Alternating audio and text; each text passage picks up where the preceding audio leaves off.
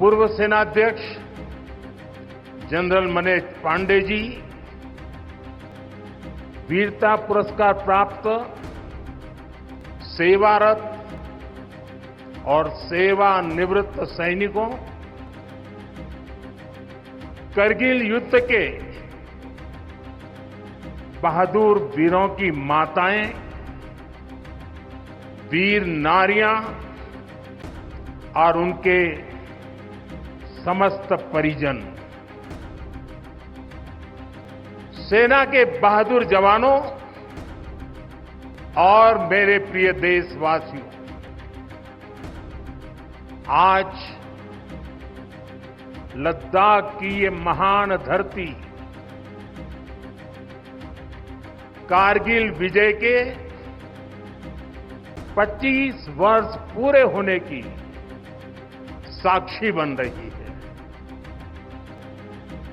कारगिल विजय दिवस हमें बताता है कि राष्ट्र के लिए दिए गए बलिदान अमर होते हैं।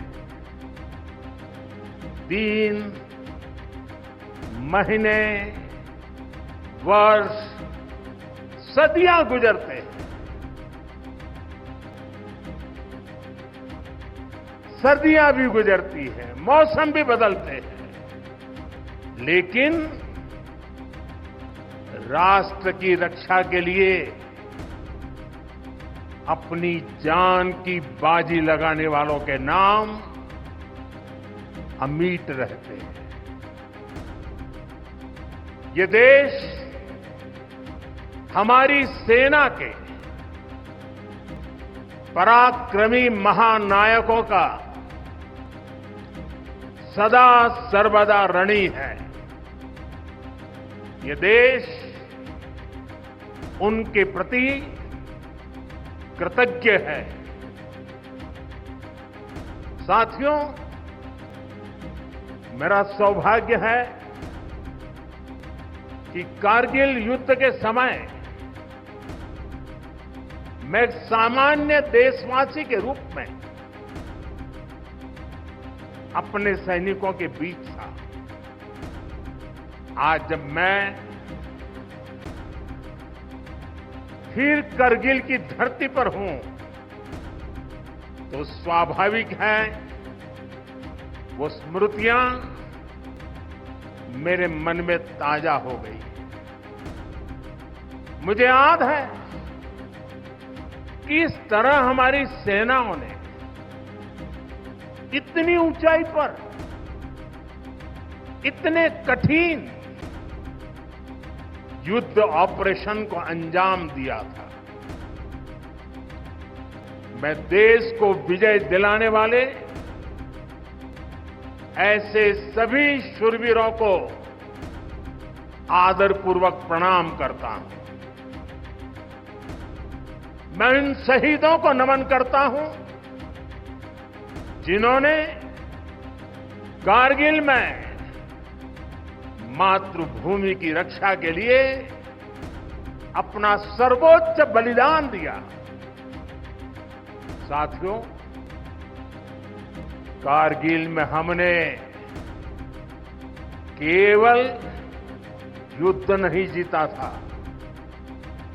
हमने सत्य, संयम और सामर्थ्य का अद्भुत परिचय दिया था।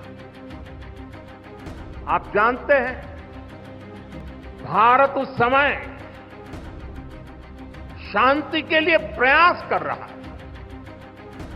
बदले में पाकिस्तान ने फिर एक बार अपना अविश्वासी चेहरा दिखाया। लेकिन सत्य के सामने असत्य और आतंक की हार हुई। साथियों, पाकिस्तान ने अतीत में जितने भी दुष्प्रयास किए, उसे मुंह की खानी पड़ी है। लेकिन पाकिस्तान ने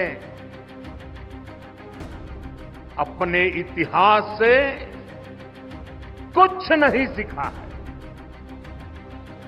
वो आतंकवाद के सहारे, प्रॉक्सी वॉर के सहारे अपने आप को प्रासंगिक बनाए रखने का प्रयास कर रहा है। लेकिन आज जब मैं उस जगह से बोल रहा हूं जहां आतंक के आकाओं को मेरी आवाज सीधे सुनाई पड़ रही है, मैं आतंकवाद के इन सरपरस्तों को कहना चाहता हूं कि उनके नापाक मंसूबे कभी कामयाब नहीं होंगे।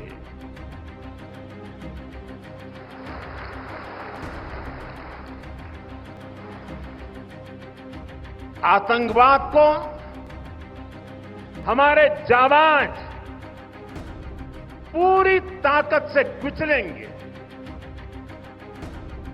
दुश्मन को मुंहतोड़ जवाब दिया जाएगा। साथियों, लद्दाख हो या फिर जम्मू कश्मीर, विकास के सामने आ रही हर चुनौती को भारत परास्त करके ही रहेगा।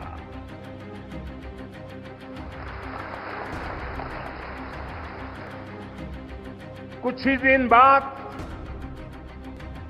इस 5 अगस्त को आर्टिकल 370 का अंत हुए 5 वर्ष पूरे होने जा रहा है। जम्मू कश्मीर आज नए भविष्य की बात कर रहा है, बड़े सपनों की बात कर रहा है। जम्मू कश्मीर की पहचान G20 जैसी ग्लोबल समिट की अहम बैठक करने के लिए हो रही है। इंफ्रास्ट्रक्चर डेवलपमेंट के साथ साथ जम्मू कश्मीर, लेह, लद्दाख में टूरिज्म सेक्टर भी तेजी से ग्रो कर रहा है। दशकों बाद कश्मीर में सिनेमा घर खुला है। 3.5 दशक के बाद पहली बार श्रीनगर में ताजिया निकला है। धरती का हमारा स्वर्ग तेजी से शांति और सौहार्द की दिशा में आगे बढ़ रहा है। साथियों, आज लद्दाख में भी विकास की नई धारा बनी है। सिंकुल्ला टनल, इसके निर्माण का काम शुरू हुआ है। सिंकुल्ला टनल के जरिए लद्दाख पूरे साल हर मौसम में देश से कनेक्टेड रहेगा। ये टनल लद्दाख के विकास और बेहतर भविष्य के लिए नई संभावनाओं का नया रास्ता खोलेगी। हम सभी को पता है कि कठोर मौसम की वजह से लद्दाख के लोगों को कितनी मुश्किलें आती हैं। सिंकुल्ला टनल के बनने से ये मुश्किलें भी कम होगी। मैं लद्दाख के मेरे भाई बहनों को इस टनल का काम शुरू होने के लिए विशेष बधाई देता हूं। साथियों, लद्दाख के लोगों का हित हमेशा हमारी प्राथमिकता रहा। मुझे याद है कोरोना के समय में करगिल क्षेत्र के हमारे कई लोग ईरान में फंस गए थे। उन्हें वापस लाने के लिए मैंने व्यक्तिगत स्तर पर काफी प्रयास किए। ईरान से लाकर उन्हें जैसलमेर में ठहराया गया था और जब स्वास्थ्य की दृष्टि से पूरी तरह संतोषजनक रिपोर्ट मिले, उसके बाद उन सबको उनके घर तक यहां पहुंचाया था। हमें संतोष है कि हम अनेकों जिंदगियों को बचा पाए। यहां के लोगों की सुविधाएं बढ़े, ईज ऑफ लिविंग बढ़े, इसके लिए भारत सरकार निरंतर प्रयास कर रही है। बीते 5 वर्षों में ही हमने लद्दाख के बजट को 1100 करोड़ से बढ़ाकर 6000 करोड़ रुपये कर दिया, यानी करीब करीब 6 गुना की वृद्धि। ये पैसा आज लद्दाख के लोगों के विकास में, यहां सुविधाएं बढ़ाने में काम आ रहा है। आप देखिए, सड़क, बिजली, पानी, शिक्षा, पावर सप्लाई, रोजगार, लद्दाख में हर दिशा में दृश्य भी बदल रहा है, परिदृश्य भी बदल रहा है।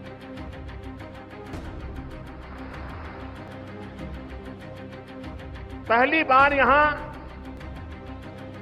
होलिस्टिक प्लानिंग के साथ काम हो रहा है। जल जीवन मिशन की वजह से अब लद्दाख के 90% से ज्यादा घरों में पाइप से पीने का पानी पहुंच रहा है। लद्दाख के युवाओं को क्वालिटी हायर एजुकेशन मिले, इसके लिए यहां सिंधु सेंट्रल यूनिवर्सिटी का निर्माण हो रहा है। पूरे लद्दाख क्षेत्र को 4G नेटवर्क से जोड़ने का काम भी चल रहा है। 13 किलोमीटर लंबी जोजिला टनल का काम भी जारी है।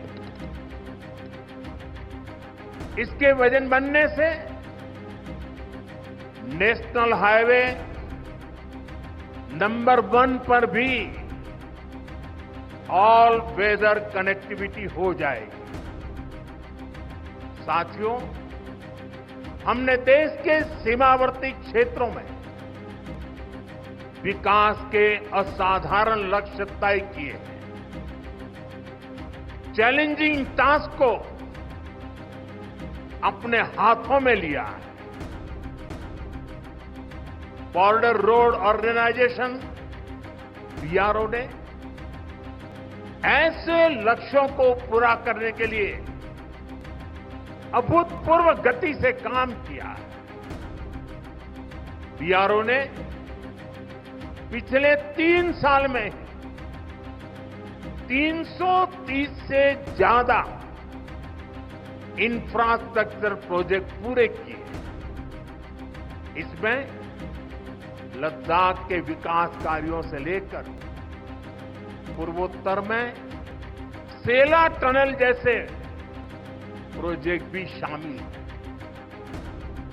मुश्किल टेरेन्स में विकास की एक गति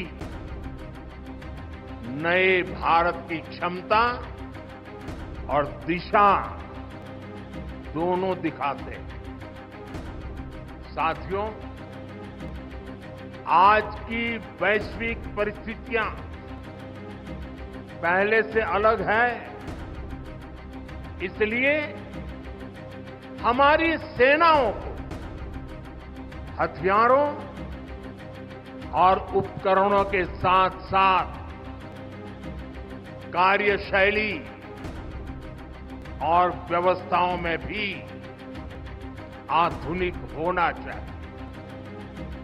इसलिए देश दशकों से डिफेंस सेक्टर में बड़े रिफॉर्म्स की जरूरत महसूस करता रहा। सेना स्वयं वर्षों से इसकी मांग कर रही थी,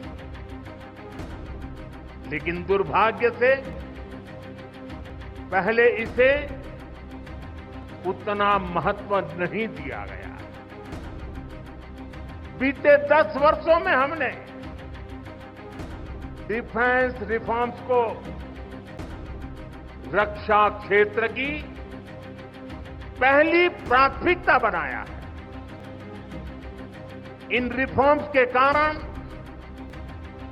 आज हमारी सेनाएं ज्यादा सक्षम हुई हैं, आत्मनिर्भर हो रही है। आज डिफेंस प्रोक्योरमेंट में बड़ी हिस्सेदारी भारतीय डिफेंस इंडस्ट्री को दी जा रही है। डिफेंस में रिसर्च एंड डेवलपमेंट बजट का भी 25% प्राइवेट सेक्टर के लिए रिजर्व किया गया है। ऐसे ही प्रयासों का परिणाम है कि भारत का डिफेंस प्रोडक्शन अब 1.25 लाख करोड़ रुपए से ज्यादा हो चुका है। कभी भारत की गिनती हथियार मंगाने वाले देश के रूप में भी थी। अब भारत एक्सपोर्टर के तौर पर अपनी पहचान बना रहा है।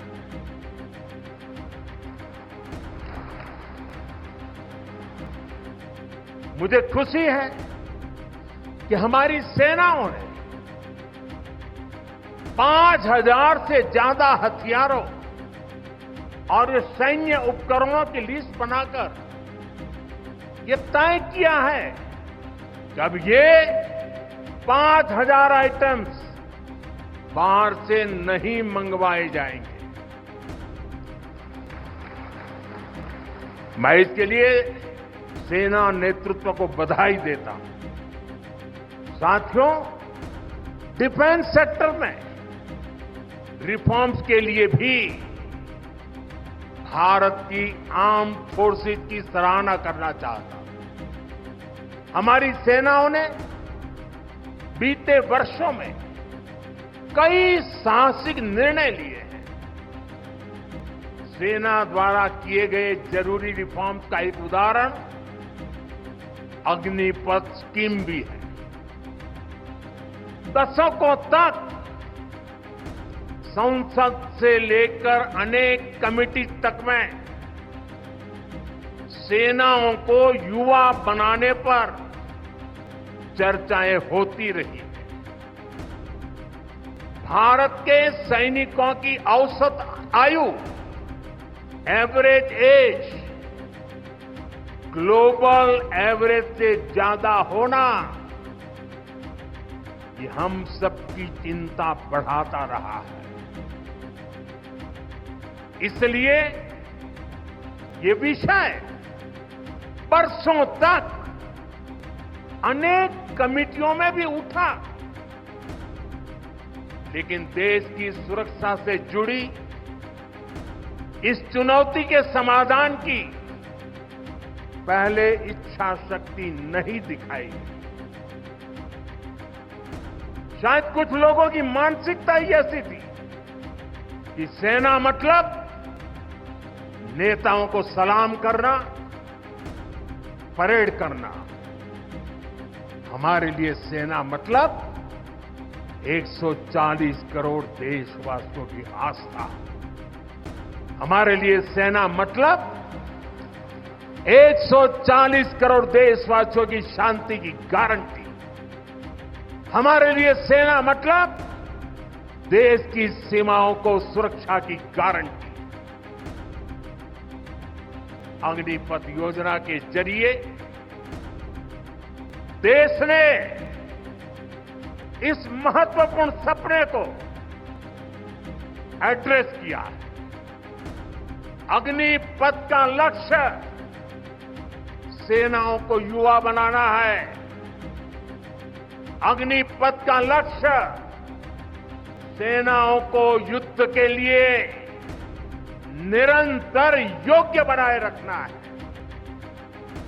दुर्भाग्य से राष्ट्रीय सुरक्षा से जुड़े इतने संवेदनशील विषय को कुछ लोगों ने राजनीति का विषय बना दिया। कुछ लोग सेना के इस रिफॉर्म पर भी अपने व्यक्तिगत स्वार्थ में झूठ की राजनीति कर रहे हैं। ये वही लोग हैं जिन्होंने सेनाओं में हजारों करोड़ के घोटाले करके हमारी सेनाओं को कमजोर किया। ये वही लोग हैं जो चाहते थे कि एयरफोर्स को कभी आधुनिक फाइटर जेट न मिल पाए। ये वही लोग हैं जिन्होंने तेजस फाइटर प्लेन को भी डिब्बे में बंद करने की तैयारी कर ली थी। साथियों, सच्चाई ये है कि अग्निपथ योजना से देश की ताकत बढ़ेगी और देश का सामर्थ्यवान युवा भी मातृभूमि की सेवा के लिए आगे आएगा। प्राइवेट सेक्टर और पैरामिलिट्री फोर्सेस में भी अग्निवीरों को प्राथमिकता देने की घोषणाएं की। मैं तो हैरान हूं, कुछ लोगों की समझ को क्या हुआ, उनकी सोच को क्या हो चुका है। ऐसा भ्रम फैला रहे हैं कि सरकार पेंशन के पैसे बचाने के लिए ये योजना लेकर आई। मैं जरा ऐसे लोगों की सोच से शर्म आती है, लेकिन मैं ऐसे लोगों से पूछना चाहता हूं, जरा कोई मुझे बताए, आज मोदी के शासनकाल में जो भर्ती होगा, क्या आज ही उसको पेंशन देना है क्या? उसको पेंशन देने की नौबत 30 साल के बाद आई, और तब तो मोदी 105 साल का हुआ होगा, और तब न भी मोदी की सरकार होगी।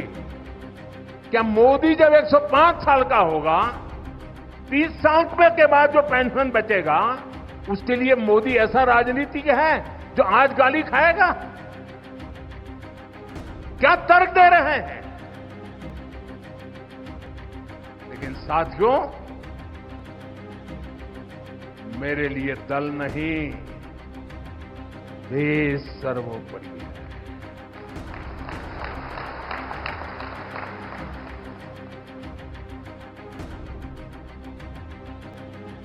और साथियों, मैं आज गर्व से कहना चाहता हूं, सेनाओं द्वारा लिए गए इस फैसले का हमने सम्मान किया है। और जैसा मैंने पहले कहा, हम राजनीति के लिए नहीं, राष्ट्र नीति के लिए काम करते हैं। हमारे लिए राष्ट्र की सुरक्षा सर्वोपरि है। हमारे लिए 140 करोड़ की शांति ये सबसे पहले है। साथियों, जो लोग देश के युवाओं को गुमराह कर रहे हैं, उनका इतिहास साक्षी है कि उन्हें सैनिकों की कोई परवाह नहीं है।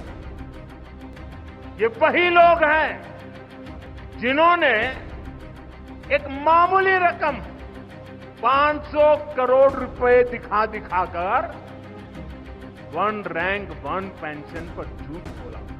500 करोड़। ये हमारी सरकार है जिसने वन रैंक वन पेंशन लागू किया। पूर्व सैनिकों को 1.25 लाख करोड़ रुपए से ज्यादा दिए गए। अब कहां 500 करोड़ और कहां 1.25 लाख करोड़। इतना झूठ और देश के जवानों की आंख में धूल झोंकने का पाप। ये वही लोग हैं जिन्होंने आजादी के 7 दशक बाद भी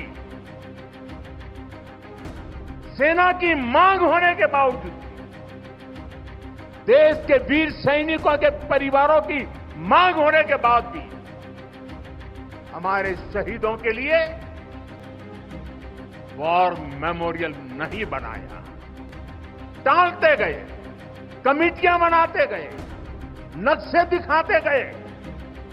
ये वही लोग हैं जिन्होंने सीमा पर तैनात हमारे जवानों को पर्याप्त बुलेट प्रूफ जैकेट्स भी नहीं दी। और साथियों, ये वही लोग हैं जो करगिल विजय दिवस को भी नजरअंदाज करते रहे। ये तो देश की कोटि कोटि जनता के आशीर्वाद है कि मुझे तीसरी बार सरकार बनाने का मौका मिला और इसलिए आज ये महत्वपूर्ण ऐतिहासिक घटना का हम पुण्य स्मरण कर पा रहे हैं। वरना अगर वही आ जाते तो इस युद्ध विजय की इस तारीख को याद नहीं करते। साथियों, कारगिल की विजय ये किसी सरकार की विजय नहीं थी। कारगिल की विजय ये किसी दल का विजय नहीं था। ये विजय देश की थी। ये विजय देश की विरासत है। ये देश के गर्व और स्वाभिमान का पर्व है। मैं एक बार फिर 140 करोड़ देशवासियों की तरफ से मेरे वीर जवानों को श्रद्धापूर्वक नमन करता हूं। सभी देशवासियों को पुनः एक बार कारगिल विजय के 25 वर्ष की शुभकामनाएं देता हूं। मेरे साथ बोलिए, भारत माता की। ये भारत माता की जय मेरे उन वीर शहीदों के लिए है, मेरे वीर भारत मां के वीर सपूतों के लिए है। भारत माता की, भारत माता की, भारत माता की। बहुत बहुत धन्यवाद।